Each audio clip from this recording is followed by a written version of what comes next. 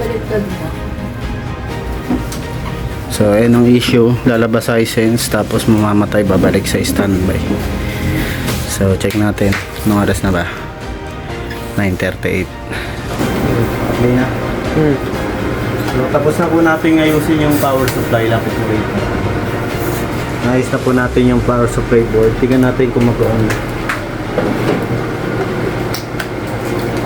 Kasi kanina hindi siya nagtutuloy.